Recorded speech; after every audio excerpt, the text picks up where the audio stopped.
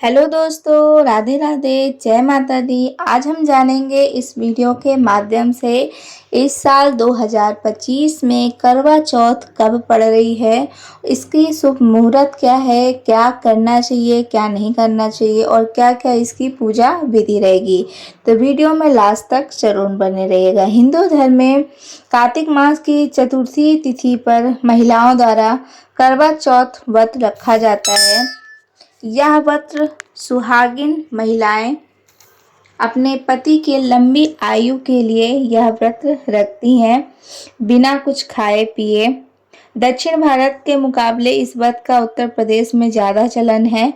महिलाएं इस दिन 16 श्रृंगार करके चौथ माता के साथ भगवान श्री गणेश जी की विधि विधान से पूजा करती हैं। जिस चांद को देखकर महिलाएं इस व्रत को खोलती हैं, वही इस साल कब निकलेगा और किस समय करवा चौथ का व्रत करने पर पूरी होगी। अखंड सुहाग की कामना आइए इस विस्तार में जानते हैं। तो करवा चौथ इस साल कार्तिक मास के कृष्ण पक्ष की चतुर्थी 9 अक्टूबर 2025 को रात में 10:54 पर प्रारंभ होगा। वही अगले दिन 10 अक्टूबर 2025 की शाम को 7:30 बजे समाप्त होगी। ऐसे में करवा चौथ का व्रत 10 अक्टूबर को 2025 में मनाया जाएगा। करवा चौथ के दिन पूजा करने के लिए शुभ मुहूर्त शाम को 5:57 से लेकर 7:11 तक रहेगा। इस तरह सुहागिनों को करवा चौथ की पूजा के लिए कुल 1 घंटा 34 मिनट मिलेगा।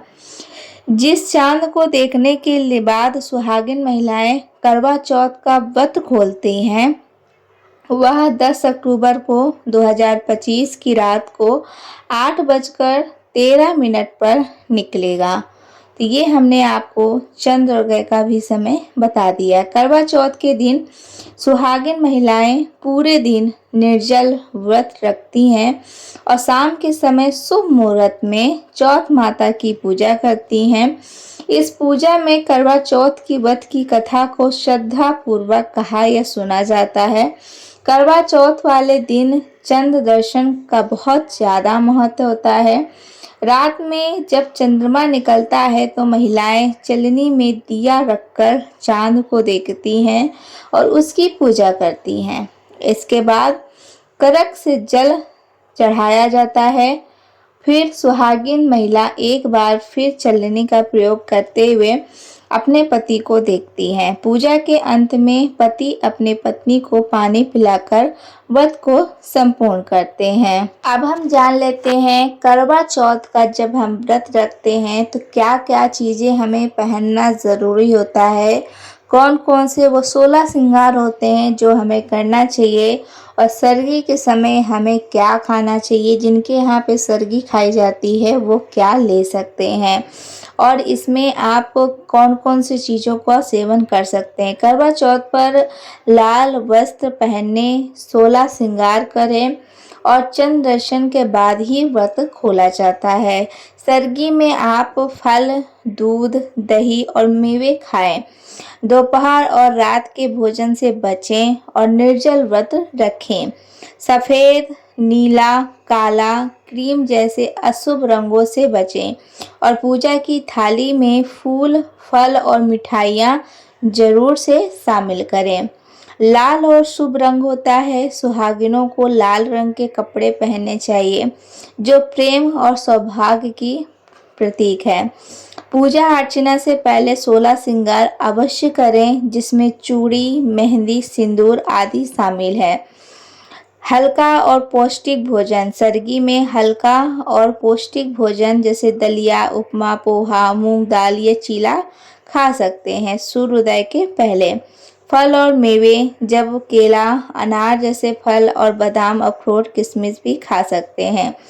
दूध में कैल्शियम और प्रोटीन से भरपूर दूध है तो दही खाने से एनर्जी बनी रहती है और डिहाइड्रेशन से बचा जा सकता है।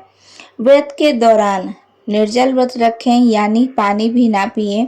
यदि आपका स्वास्थ्य अनुमति ना दे रहा हो तो पानी या नारियल पानी पी सकते हैं। करवा चौथ में क्या ना पहने। सफ़ेद, नीला, काला, ग्रे या क्रीम रंग के कपड़े पहनने से बचें क्योंकि ये सब अशुभ माने जाते हैं। इस रंग के कपड़े नहीं पहनने चाहिए। करवा चौथ में क्या नहीं खाना चाहिए? तली और मसालेदार चीज़ें। सरगी में तली भुनी और मसालेदार चीज़ें नहीं खानी चाहिए। धार्मिक मान्यताओं के अनुसार मांस और लहसुन प्याज का सेवन करना पाप माना जाता है। तो जो भी आप खाना बनाते हैं उसमें लहसुन प्याज का भी सेवन नहीं करना चाहिए। चंद्र दर्शन के बाद ही अपना व्रत खोलें और सबसे पहले पति के हाथ से ही पानी या मीठी चीज़ का सेवन करना चाहिए। जब आप व्रत खोलते हैं तब अपने पति हैं तो आपके साथ, तो आप उन्हीं के हाथ से ही अपना व्रत खोलें। अब हम जान लेते हैं व्रत की विधि क्या होगी।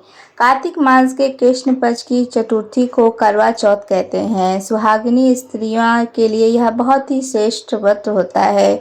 स्त्रियां इस व्रत को पति की दीर्घायु होने के लिए करती हैं। इस दिन सुहागिन स्त्रियां चावल पीस कर दीवार पर करवा चौथ बनाती हैं, जिसे वर कहते हैं।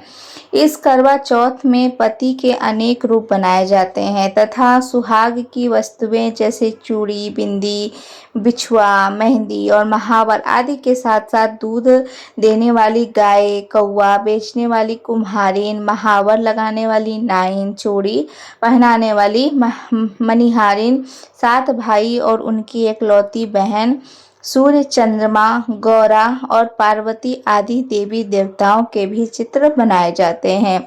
सुहागिन स्त्रियों को इस दिन निर्जल व्रत रखना चाहिए।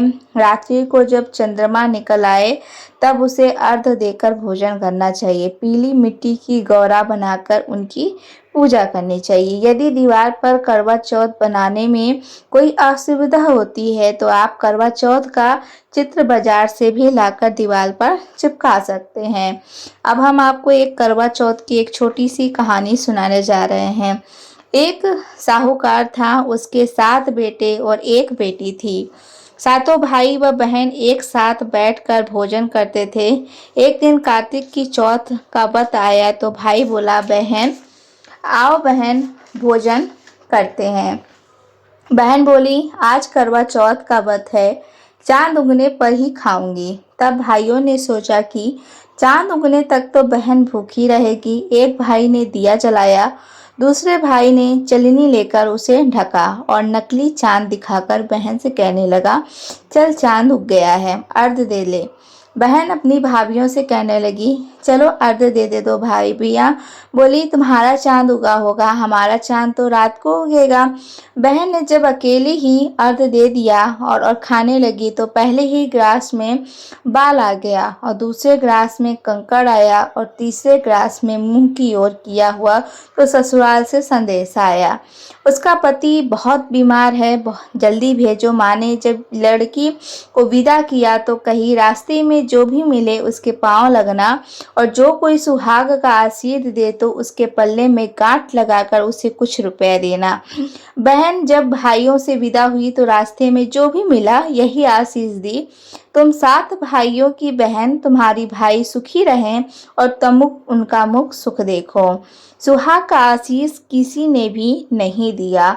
जब वह ससुराल पहुंची तो दरवाजे पर उसकी छोटी ननंद खड़ी थी। वह उसके भी पांव लगी तो उसने कहा कि सुहागिन रहो, सपुत्री हो। उसे यह सुनकर पल्ले में गांठ बांधी और ननंद को सोने का सिक्का दिया।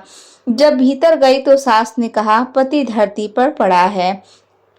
तो वह उसके पास जाकर उसकी सेवा करने लगी, बैठ गई। बाद में सास ने दासी के हाथ बची हुई कुची रोटी भेज दी। इस प्रकार से समय बीतते बीतते मृगशीर मार्गशीर्ष की चौथ आई। चौथ माता बोली, हे करवा ले भाइयों की प्यारी करवा ले। लेकिन जब उसे चौथ माता नहीं दिखलाई दी तो वो बोली, हे माता, आपने मुझे मेरा उजाड़ा हुआ है, आप ही मेरा उद्धार करेंगी, आपको मेरा सुहाग देना पड़ेगा।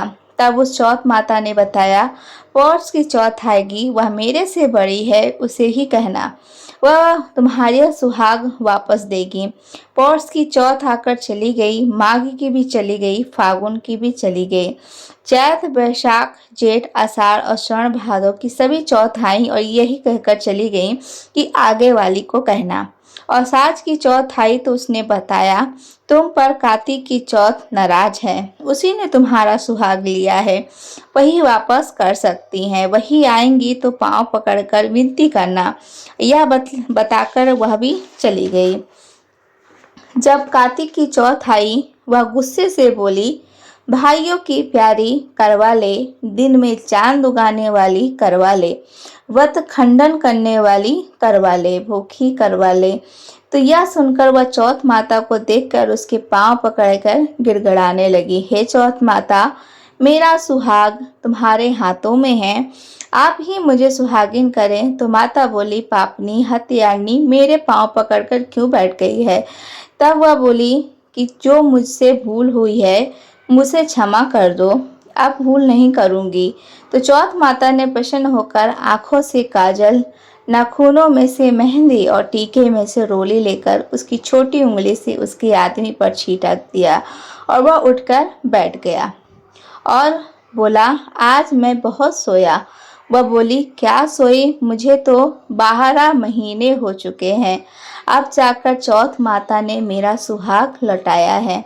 तब उसने कहा, जल्दी से माता का पूजन करो। जब चौथ की कहानी सुनी, करवा का पूजन किया तो प्रसाद खाकर दोनों पति पत्नी चौपाड़ खेलने बैठ गए। नीचे से दासी आई, उसने उन दोनों को चौपाड़ पास से खेलते देखा तो उसने सासू जी को जाकर बताया। तब से सारे गांव में यह व्रत प्रसिद्ध हो गया और सब स्त्रियां चौथ का व्रत करें तो सुहाग अटल हो रहेगा। जिस तरह से साहूकार की बेटी का सुहाग दिया, उसी तरह से चौथ माता सबको सुहागिन रखें। यही करवा चौथ माता के उपवास की सनातन महिमा है। तो ये एक छोटी सी कथा थी जो मैंने आपके साथ में शेयर की। और जब भी आप व्रत करें करवा चौथ की तो इसकी 4 कहानियाँ होती हैं, चारों ही कहानियाँ सुननी होती हैं या आप किताब से भी पढ़ सकते हैं। तो आपको ये जानकारी और हमारी वीडियो आज की कैसी लगी वो कमेंट सेक्शन में ज़रूर बताइएगा और साथ ही कमेंट सेक्शन में जय करवा चौथ माता ज़रूर लिखिएगा। चैनल पर पहली बार आए होंगे, विजिट किए होंगे तो चैनल को सब्सक्राइब कर दीजिएगा और वीडियो को लाइक कर दीजिएगा। ऐसे ही नेक्स्ट वीडियो पर मिलेंगे नेक्स्ट टॉपिक के साथ में। तब तक के लिए राधे राधे दोस्तों, जय माता दी।